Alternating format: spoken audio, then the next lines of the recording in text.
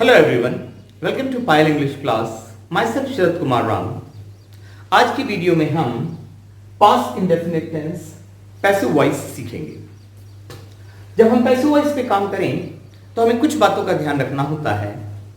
First, future continuous tense, present perfect continuous tense, past perfect continuous tense और future perfect continuous tense का passive voice नहीं होता। इसलिए active voice में हमारे पास 12 टेंस, पैसिव वॉइस में हमारे पास 8 टेंस। सेकंड, जब हम वॉइस बदलते हैं, चाहे हम एक्टिव वॉइस से पैसिव वॉइस में जाएं, चाहे हम पैसिव वॉइस से एक्टिव वॉइस में आए, तो जो हमारा सब्जेक्ट होता है वो ऑब्जेक्ट बन जाता है और ऑब्जेक्ट सब्जेक्ट बन जाता है। थर्ड, एक्टिव वॉइस में अगर सेंटेंस है तो हमें एक्टिव वॉइस में ऑब्जेक्ट मिलता है मेन वर्ब के साथ व्हाट और whom क्वेश्चन के रूप में, और पैसिव वॉइस में हमको ऑब्जेक्ट मिलता है बाय के बाद। अगर पैसिव वॉइस में ऑब्जेक्ट नहीं है, अगर हम वॉइस चेंज कर रहे हैं तो हमें उसको एज्यूम करना पड़ता है। पैसिव वॉइस में हम वर्ब का सिर्फ थर्ड फॉर्म यूज करते हैं। एक्टिव वॉइस में हम 4 forms V1, V2, V3 V1 9 चारों फॉर्म्स यूज करते हैं।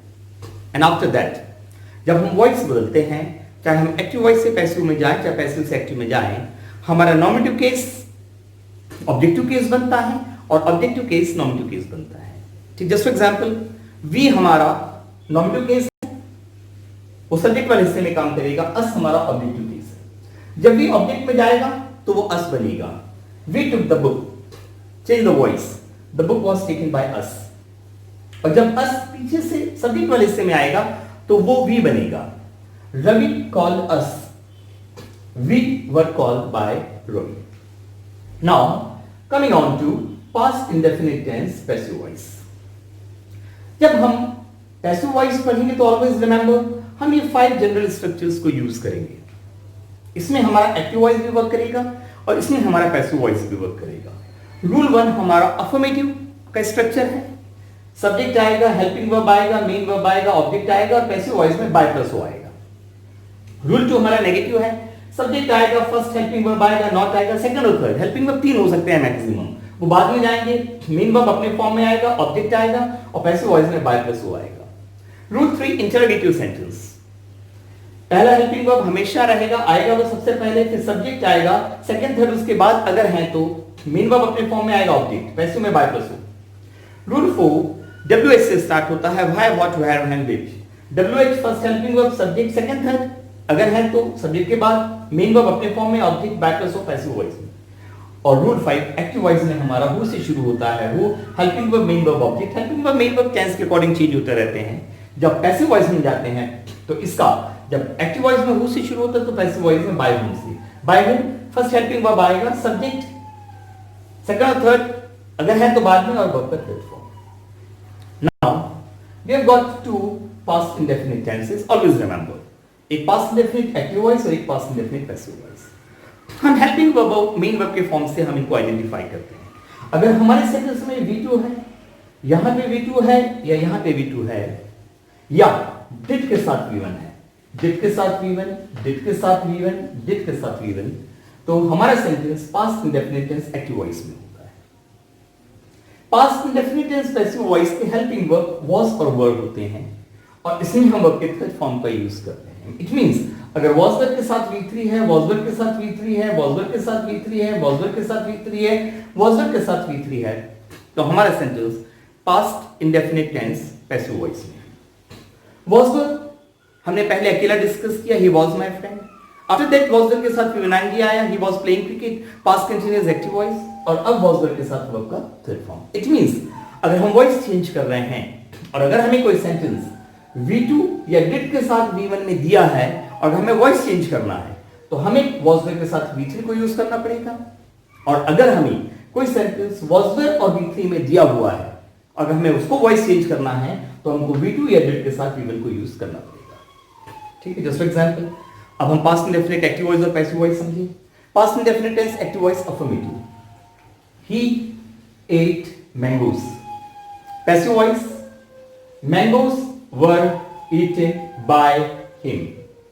Negative, he did not eat mangoes.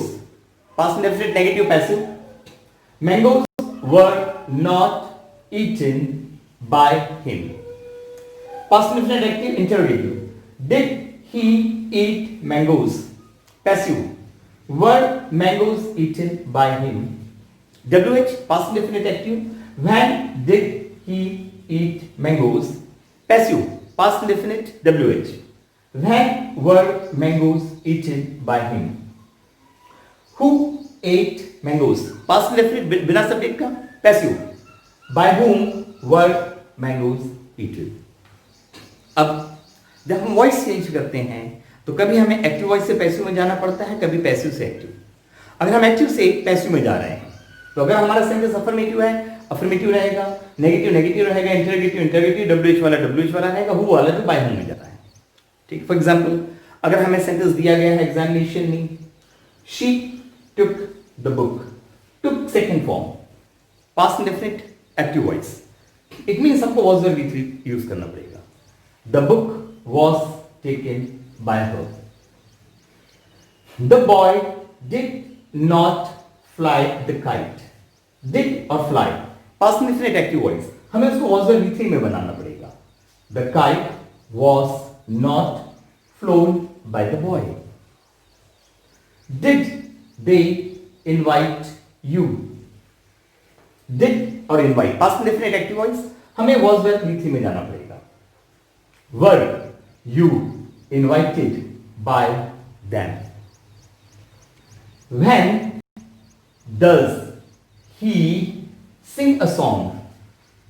Sorry, when did he sing a song? Did or sing? Past indefinite active. When was the song sung by him? Who knocked the door? V2, past indefinite active. By whom was the door knocked? तो ये हम active से passive में गए। कई बार हमको passive से active में आना पड़ता है। जस्ट फॉर एग्जाम्पल हमारा सेंटेंस हमको दिया गया एग्जामिनेशन में, the room was swept, change the voice, was swept, past indefinite passive affirmative, the room was swept.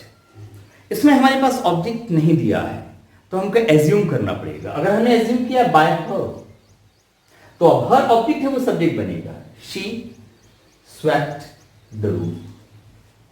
अगर हमें सेंटेंस दिया गया है the tree was not climbed bye the boy, change the voice, was climbed, past indefinite passive में हमको active में आना पड़ेगा। The boy did not climb the tree. अगर हमारा सेंटेंस है एक्टिव वॉइस में, was the book taken by them, was taken, हमको डिड भी यूज करना पड़ेगा।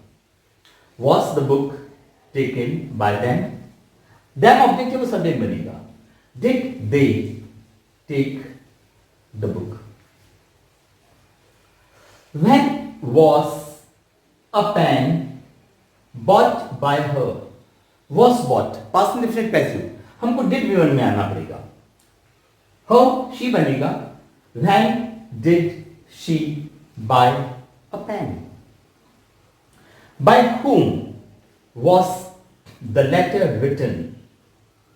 अगर was written, past indefinite is passive voice, हमें उसको V2 में आना पड़ेगा।